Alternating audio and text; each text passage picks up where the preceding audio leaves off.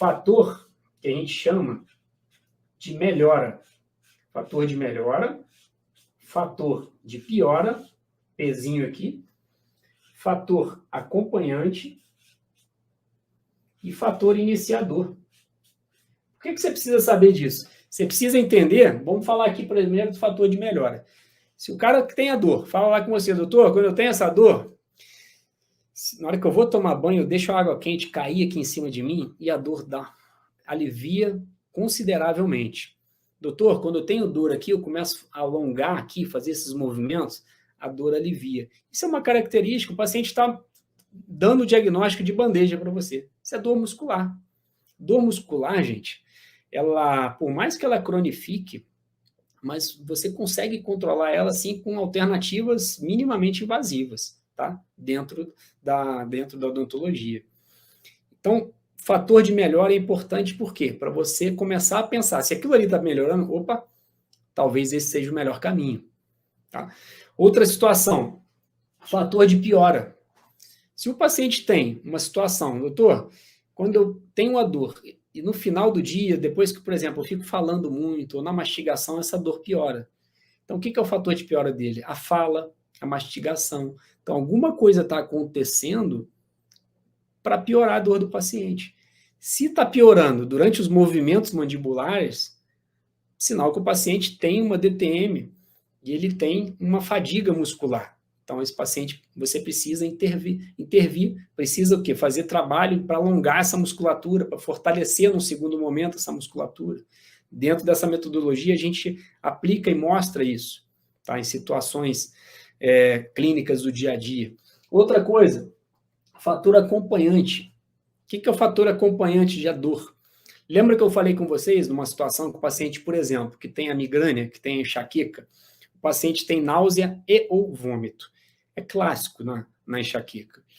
Náusea e ou vômito é um fator que acompanha a dor do paciente. Então, o paciente tem lá a cefaleia dele, unilateral, uma dor intensa, de moderada a forte, só de um lado, e ao mesmo tempo ele tem náusea, ele tem ou ele faz vômitos, tá? Então, isso é o que acompanha a dor. O paciente tem, quando tem a dor, ele quer ficar num quarto escuro.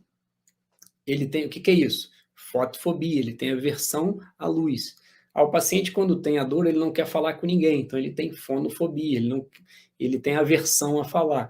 Então, são fatores que acompanham a dor.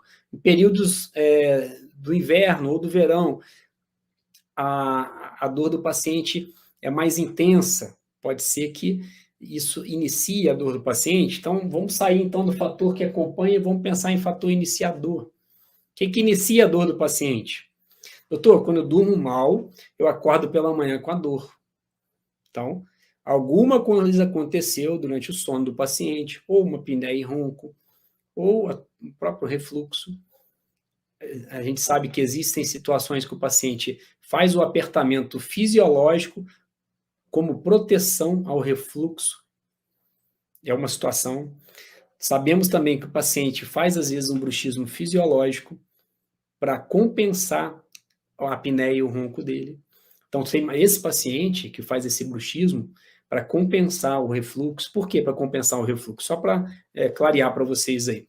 Paciente que tem refluxo, ele tem um pH na boca durante o momento do refluxo ácido. É aquele paciente que tem aquelas ilhotas de dentina ali, que tem a superfície oclusal dos dentes inferiores, palatina dos superiores, aparecendo totalmente a camada de dentina.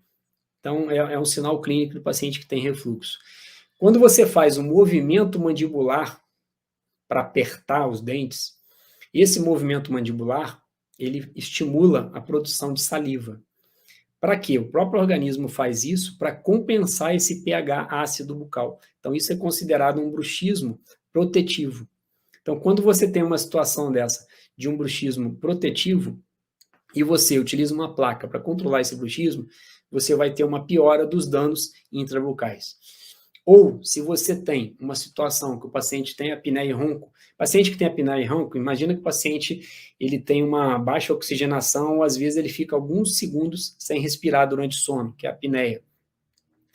O que vai acontecer com esse paciente? Ele faz movimentos mandibulares de toque dentário, que é o bruxismo, para melhorar a respiração dele, para ele voltar a respirar. Então, quando você coloca um dispositivo interoclusal para controlar aquele bruxismo desse paciente que tem apneia e ronco, você pode piorar a situação dele de apneia e ronco. Então, às vezes, a melhor alternativa é usar até um aparelho de avanço mandibular e não somente um aparelho interoclusal.